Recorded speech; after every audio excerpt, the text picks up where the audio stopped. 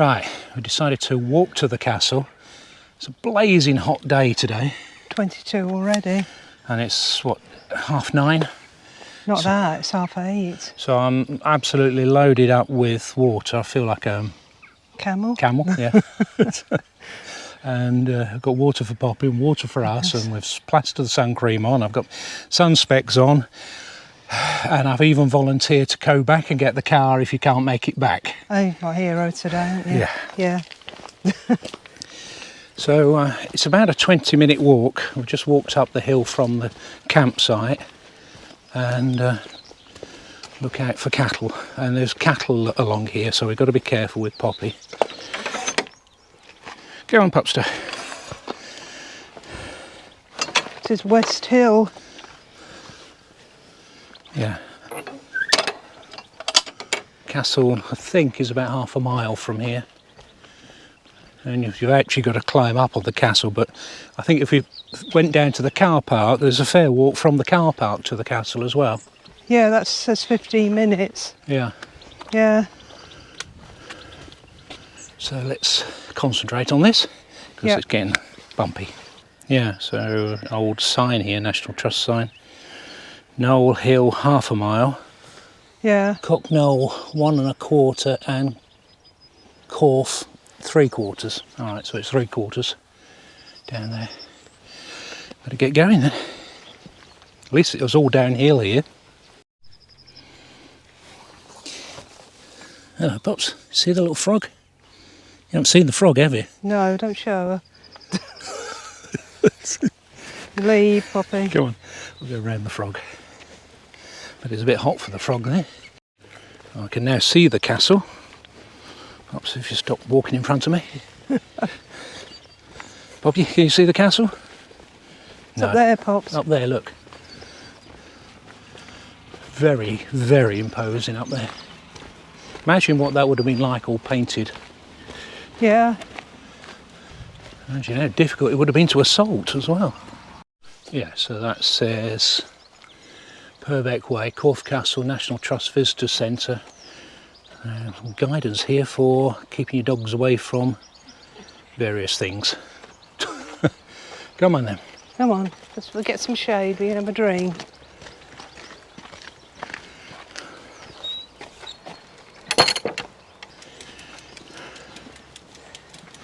A little bridge there.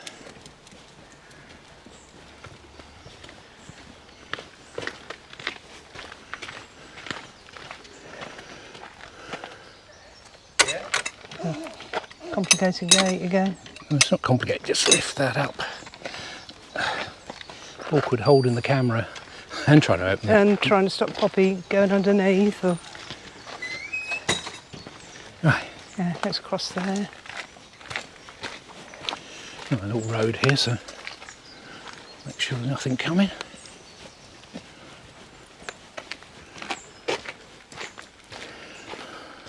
Oh, wrong side.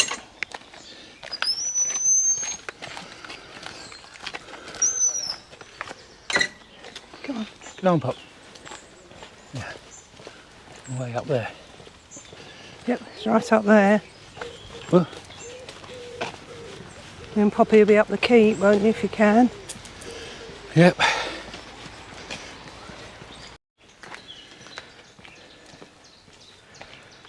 There it is up there. Come in, come in. Charging on ahead. All right, I'm coming. Let's get going.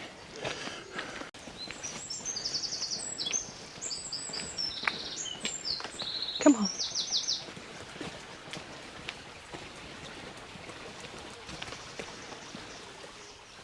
Well,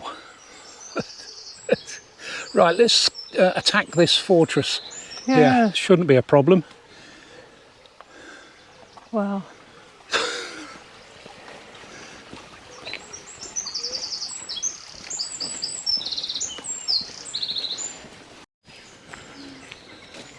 See the great lumps of wall that have tumbled halfway down the hill.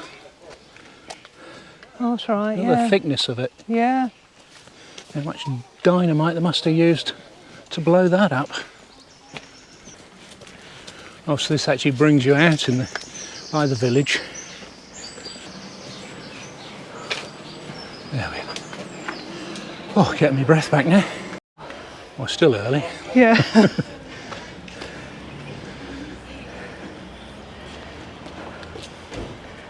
Oh. Right, water break.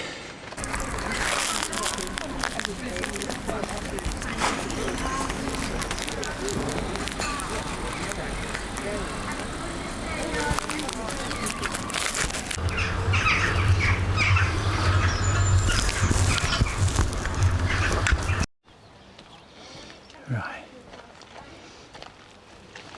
I'm going to go up to the castle first. All right, come in.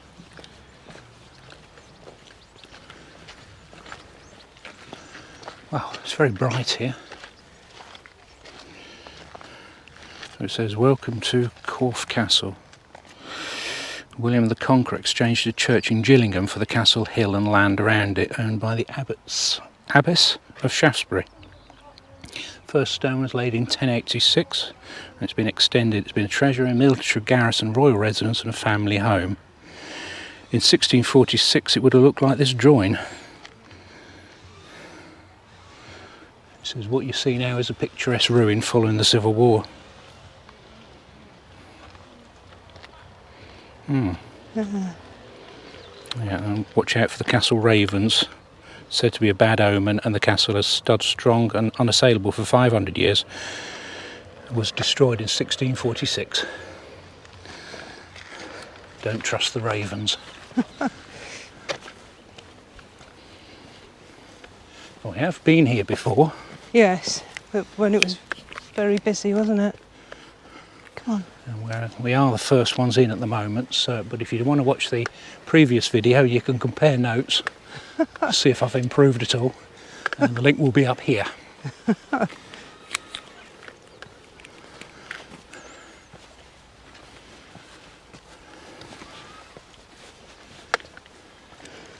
Oh, remember this last time? Yeah, it's a bit uphill. Audio Post 1, Corfe Castle, a Norman and medieval home. Corfe Castle has called the Isle of Purbeck home for over 1,000 years. We invite you to join us on this 3-point audio trail to discover a different side of the Corfe Castle story. In 2020, the world went inside as an act of safety in response to the coronavirus pandemic.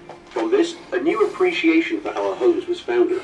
This audio trail will celebrate the history of home at Corfe Castle and the newfound gratitude for the safety, security and sense of consistency that home brings. But what did home mean to the Normans? What creature comforts enticed the Tudors? And what unlikely characters may have called the castle home after its demolition during the English Civil War? The word Corfe means cutting or pass in Anglo-Saxon. Millions of years ago, the river Wicken and the Bile Brook created a cutting through the Purbeck chalk hills, which carved a natural and perfect moat for a castle. In 1066, after the Battle of Hastings, the new Norman king, William the Conqueror, was fortifying the nation with castles to establish his power. He quickly saw the landscape of Purbeck as an excellent home for a new Norman castle. It's thought that by 1107, the stone keep, still the pinnacle of the castle today, was completed. Its building was by order of Henry I, son of William the Conqueror. Can you imagine hundreds of men, stonemasons, carpenters, roofers, plasterers and labourers working together to build the keep towering above you? Locals would have been in awe of this new visual wonder. Life in the Norman castle would have been very organised, with the steward overseeing all domestic arrangements. In the basement or undercroft, a yeoman of the pantry, otherwise known as a panter, would have overseen the running of the pantry where bread and dairy food was stored. The larder is where meat would have been kept, and the cellar was where drinks such as mead or ale were stored. On the floor above was the Great Hall, where the king entertained guests and held court. He led a very public life. The Great Hall was the community area where meals were served and the public life of the household took place. Everything the king did was to assert his status and power, from keeping visitors waiting in the forebuilding to sitting on a dais above his subjects in the Great Hall. The king and his subjects believed that power was vested in him by God. The dais perhaps demonstrates how God has raised the king above the level of his subjects. Corfe Castle, the king's private chambers on the top floor of the keep contain an ensuite garde-robe, the toilet, the private chapel of St Mary, and a flight of stairs to the rampart walks on the roof, a Norman penthouse. The king's chambers were an intimate space where he entertained only the most trusted members of the court. Although King John's reign from 1199 to 1216 was turbulent, earning himself the nickname Bad King John, he did some pretty good things for Corfe Castle. By the time King John came to power in 1199, the Norman keep with its great thick whitewashed walls was considered outdated and old-fashioned. In the spirit of creating something new, King John ordered a new structure called the Gloriette to be built next to the keep. The name Gloriette comes from the 12th century French word gloire, meaning little room, and in today's French means glory. Enlisting the best master masons and craftsmen, King John embarked on creating this luxurious new royal quarters. It was built in the latest architectural style, and its interiors were adorned with brightly painted walls and tapestries. During the time of Edward I, royal visits would have stirred much excitement and activity in the castle, including repair work and cleaning. Documents dating from 1285 record that expenses were paid out for the services of 4 women cleaning the castle building for 4 days in preparation of the king's arrival. When the king arrived, there would have been a feast of venison, rabbit, hare and fish. Wafers and hippocras, wine with honey and spices, was served for pudding. There would have also been music, song and dance celebrating the king's arrival.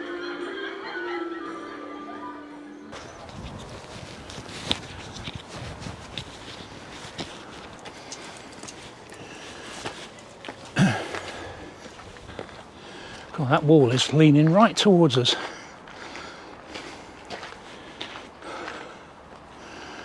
Look at that.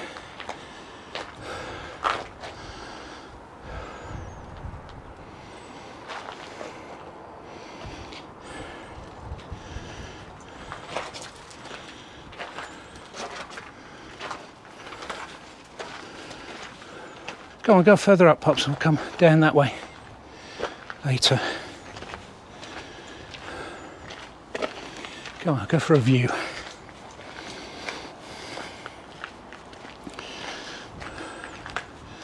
Go on.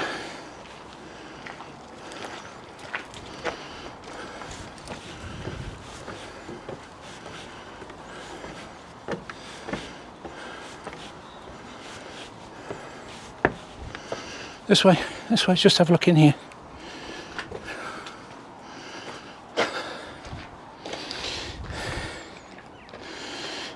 Said many 18th century quarrymen had a second job. There were smugglers. Did a great trade in things like French brandy and ladies' silk gloves. It's pretty scary carrying contraband on dark nights across the common on the way from Purbeck coast to London. Could get caught by the revenue men at any time. And this was King Stephen's siege castle. And that's when he had his dispute with his cousin, Empress Matilda, over royal succession.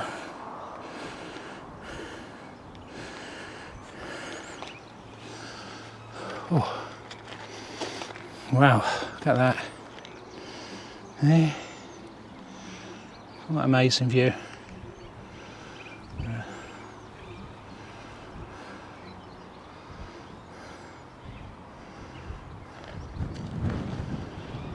Go on then, Pups.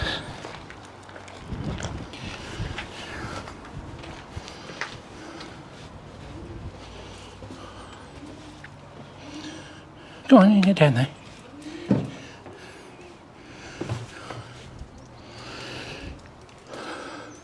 Come on. It'd be a nice room to have a view out, wouldn't it? Oh, yeah. So it says, what was the garde-robe? Garde-robe was a toilet.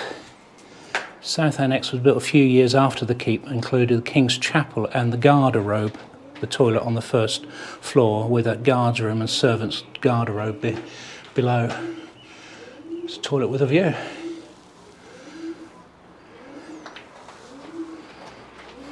Go on then. Oh.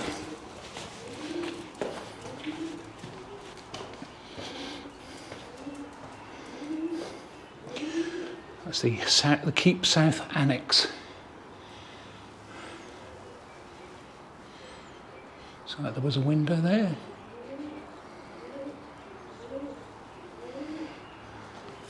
Come on, Pop. Come on.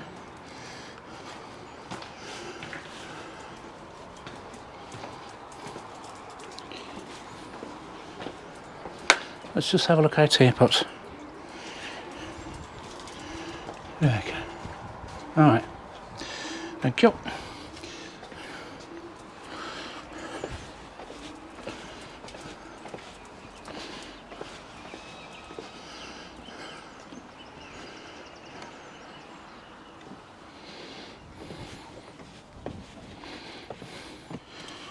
Up.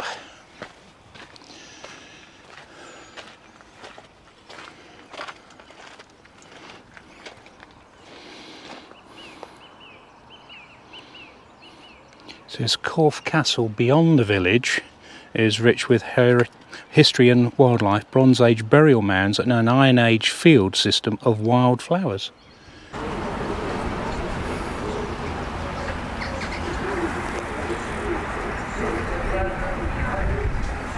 Got these speaking things here. Audio Post 3, the Banks family and those who call Corfe Castle home today. The last family to call the castle home was that of Sir John and Lady Mary Banks. They bought the castle from the Hatton family in 1635. The castle was their country retreat, a grand house furnished with their personal possessions, furniture given by Mary's mother, paintings of their children by the finest artists of the day, Sir Peter Lely and Sir Anthony Van Dyck. The interiors were rich and indulgent, an ebony cabinet with gilded fixtures, a suite of crimson velvet chairs and satin window cushions. When the Civil War began in 1642, Sir John was Chief Justice of the Common Pleas to King Charles I and a loyal supporter of the King. Mary and her younger children came to the castle, a safe haven while the Civil War raged about them. Mary and a small garrison of soldiers bravely defended the castle during a siege by the parliamentarians in the summer of 1643. She had her young daughters with her, including Arabella, who was only 1 year old. On June the 10th, 1644, her 14th and last child, William, was born at the castle. In November that year, she left the younger children at the castle in the care of a nurse, Bess Barron, and she travelled to Oxford to nurse her husband, Sir John. She was at his bedside when he died from a feverish complaint on the 28th of December. In a second siege, the parliamentarian army seized the castle, destroying it in 1646. Once home to kings, Corfe Castle was now in ruins. Journey on 200 years, and the Banks family had built a new home at Kingston Lacey. But there was one interesting character who remained amongst the ruins, Sir Thomas Banks Lanson, who was rector of Corfe Castle from 1748 and lived in the castle in the summertime. He created his own residency in the North Tower and planted a garden in the West Bailey. Thomas's mother was named Mary, he married a Mary, and the two called their only son John. In this way, the Banks family name lived on at the castle. Today, the castle is home to much wildlife. In the summer of 2020, due to a very quiet spring as a result of the national lockdown, peregrine falcons nested and fledged from the walls of the keep.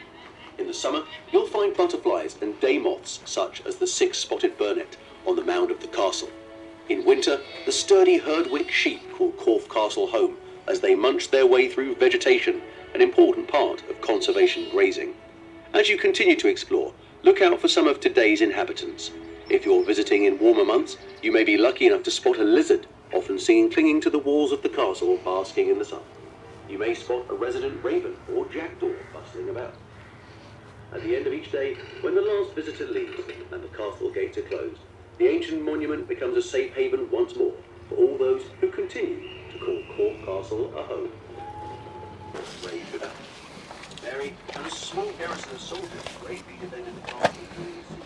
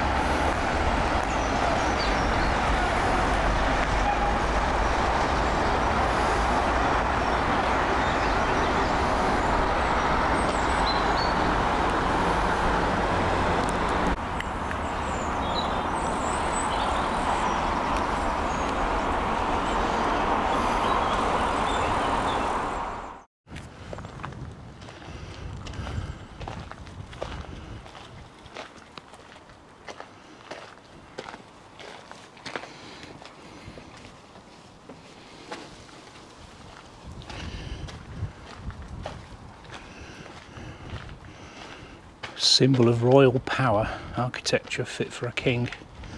And king and queen visited with nobles, knights and their squires. The castle would be a busy, bustling place, and in 1202 King John designed the Gloriette in the early English style. It was built by master masons and furnished and decorated extravagantly with tapestries and painted walls. They had huge banquets, musicians, jugglers and dancers. At one of the banquets, Poppy, he ordered 30 carcasses of mutton and 27 of them were rancid and could not be eaten. Bless you. Come on, Pop.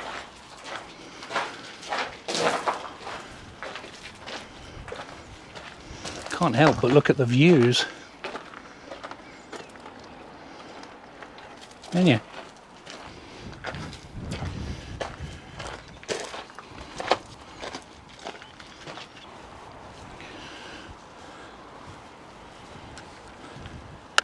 Hang on.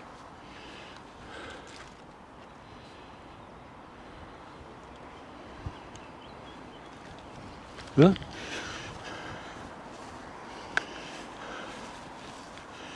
Right.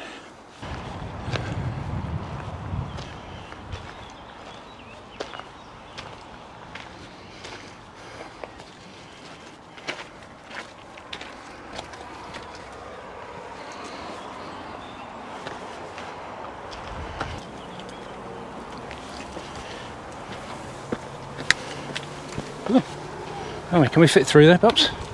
Well, you can. Rucksack won't go through. Come on. Make my way through the undergrowth.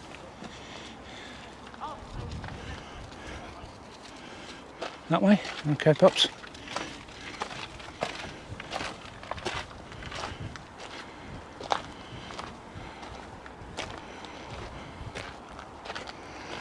Poppy's tour now.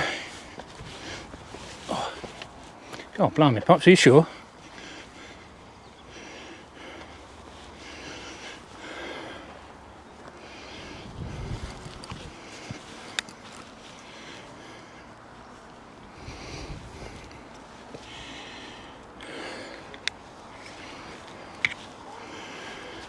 You brought me all the way up here now, have you?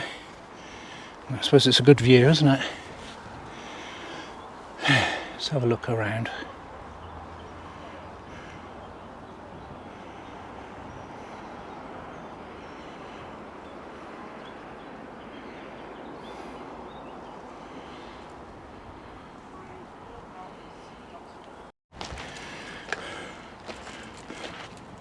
So the keep was built in the early 1100s for King Henry, son of William the Conqueror, designed to be impressive, and certainly was, 23 metres tall and on the top of a 55-metre hill.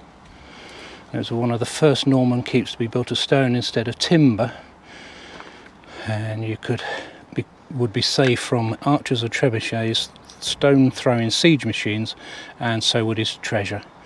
It held lavish banquets in the Great Hall with fish and meat cooked in rich sauces. Nobles thought root vegetables were fit for peasants.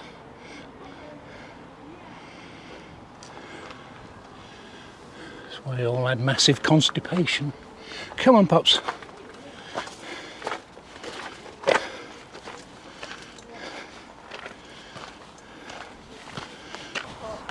Come on. Come on. Whoa. Oh, what's that, Pops? That's not a real one, is it?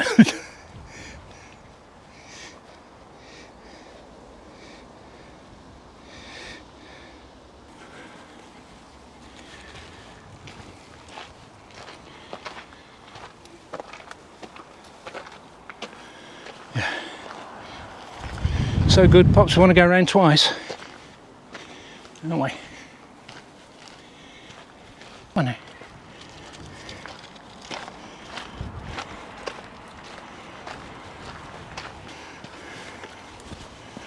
Ooh. Brought me to a bit of a dead end there, Pops. Oh, here we go.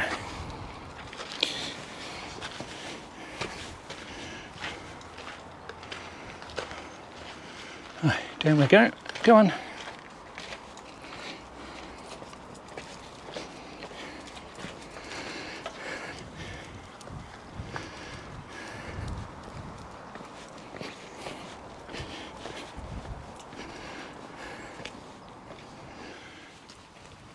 There you are. Yeah.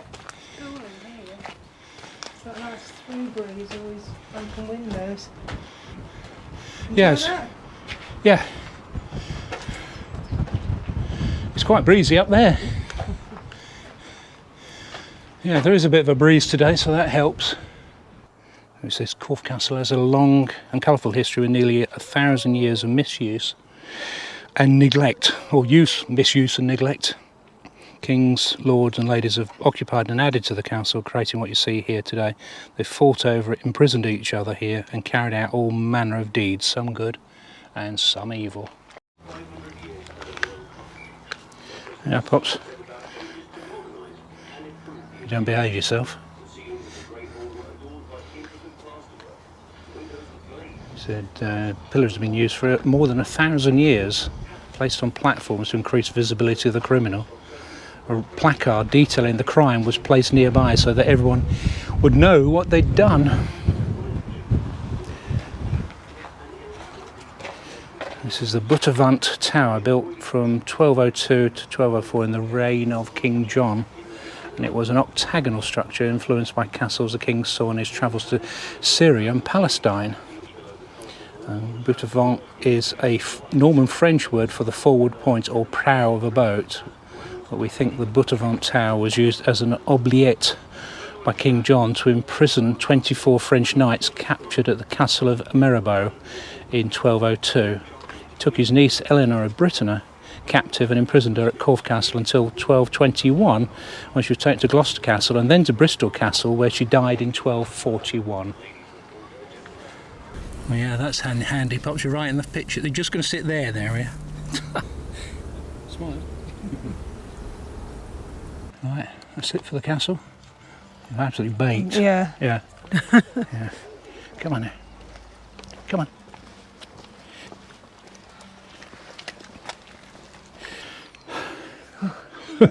That's it for Corfe Castle. We're going to go and try and cool down. I'm never going to moan about the weather again. No, never, no. Oh, it's hot. Yeah, so if you enjoyed what you've seen, give us a thumbs up. If you haven't already, please subscribe and hit the notifications icon, and you get an update when we go around another boiling hot castle.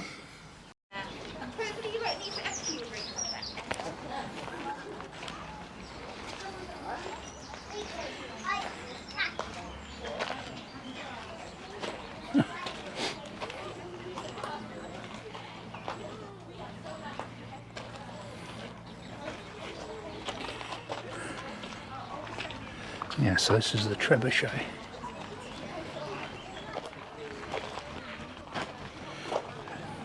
Trebuchets originated in China about 5,000 years ago, first used in England in 1215 when King Louis of France attacked King John at Dover Castle. John, not to be outdone, had one built for himself, and in 1216 he bought a Trebuchet, a catapult and a battering ram to Corfe Castle. 1304, when King Edward was attacking Stirling Castle, he took along his newest and biggest trebuchet called Warwolf. Soldiers in Stirling surrendered immediately. Edward insisted he could not surrender until he'd launched a few missiles at the castle. Trebuchets were up to 20 metres tall and could throw stones weighing 100 kilograms, a distance of about 300 metres. Other missiles included casks of burning tar, dung, beehives and dead animals. This trebuchet is about a quarter the size of Warwolf. Bucket is filled with rock and sand and weighs about 700 kilograms. Missiles are footballs filled with water and weigh about 6 kilograms. Constructed by volunteers, the trebuchet is in action for part of February and October.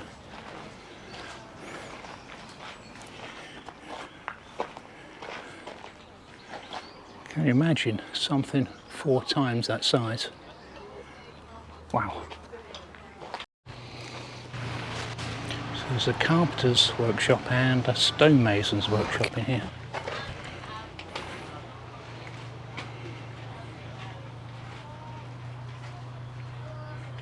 Seems to be mainly stonemasonry.